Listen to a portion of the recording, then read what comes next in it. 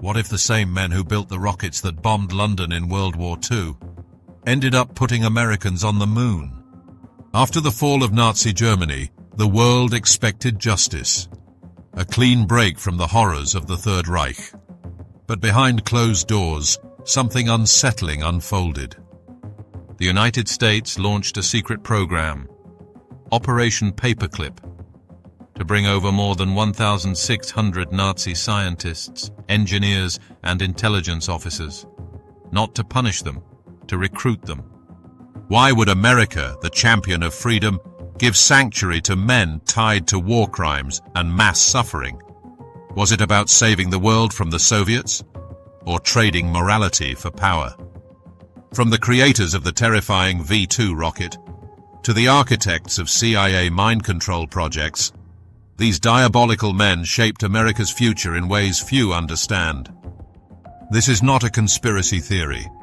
It's fact, documented, declassified, and more chilling than fiction. Part 1. Origins of Operation Paperclip. In the chaotic aftermath of World War II, the Allies raced not just to rebuild, but to outmaneuver each other. The Cold War hadn't officially begun, but its shadow loomed large. The Soviet Union was sweeping through Eastern Europe, absorbing scientists, technology, and secrets wherever it went. America knew it had to act fast. Enter Operation Paperclip, an initiative that would blur the lines between justice and strategy.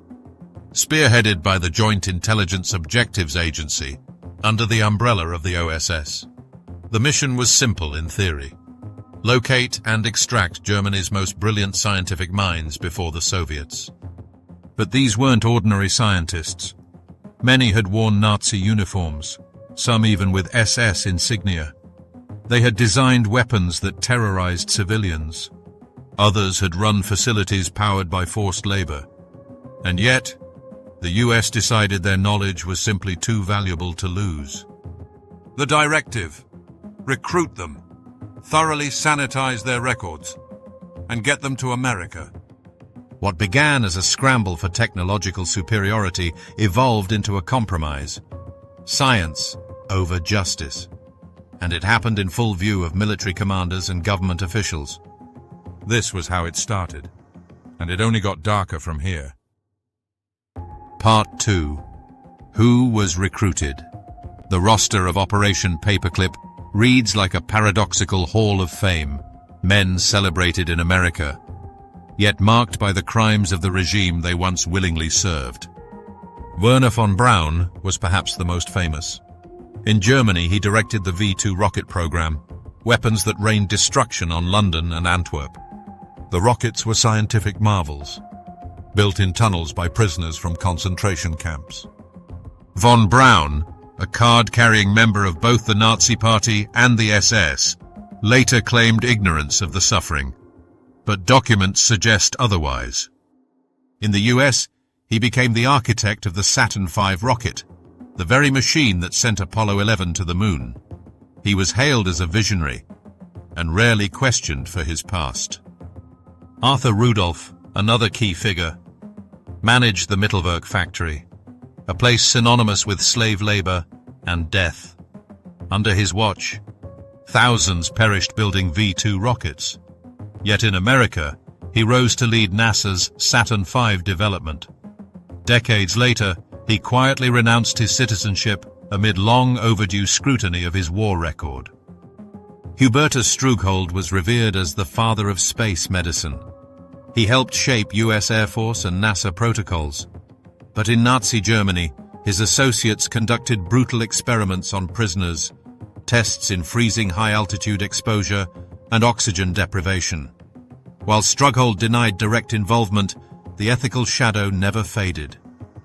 These weren't just scientists. They were enablers of a regime that committed atrocities.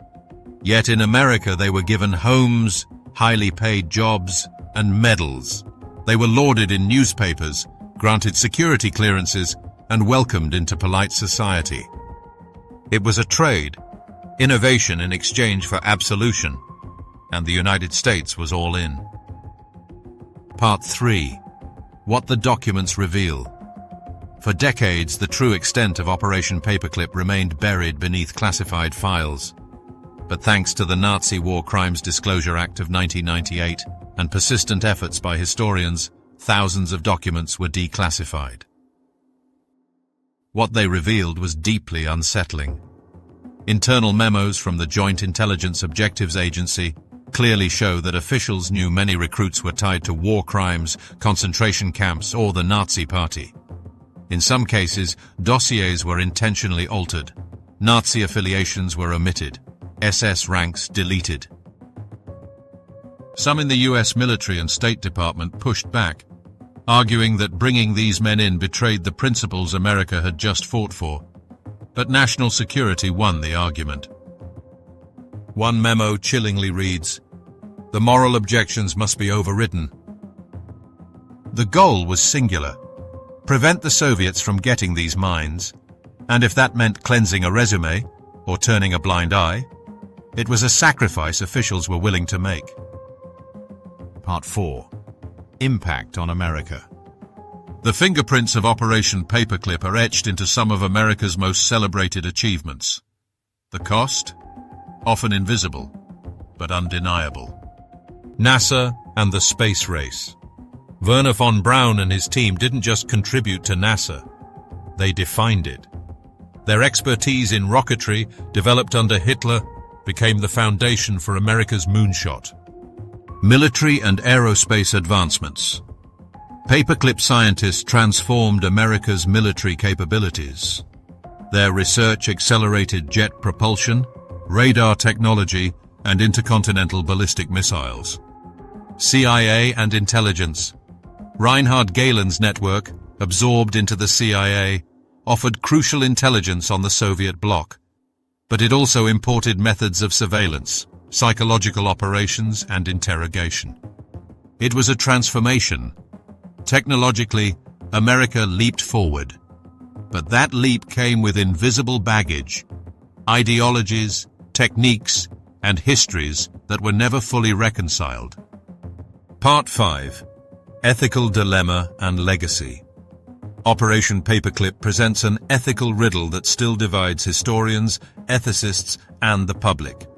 Can progress born from atrocity ever be justified? The US gained unmatched technological power, satellites, missiles, moon landings, but it did so by embracing men who had stood alongside some of history's worst crimes. Defenders argue that the stakes were too high. The Soviet Union was a rising threat, and whoever controlled the skies would control the future. America, they say, had no choice. But critics point out that this wasn't just about strategy, it was about accountability. By giving these men new lives, the US helped erase what they had done. Justice was not simply deferred, it was actively denied. The legacy of Operation Paperclip lingers, not only in the history books, but in the systems we trust, from intelligence agencies to aerospace programs. The ethical shortcuts taken then echo in the way governments still handle truth, secrecy, and power today. Conclusion. Operation Paperclip wasn't just a footnote in Cold War strategy. It was a defining moment when justice was weighed against ambition and lost. These scientists helped build rockets, weapons, and empires. But they also left behind a question that still haunts us. What are we willing to overlook for the sake of progress? If this video unsettled you, please like and subscribe to the Hushed Unease. There's more beneath the surface.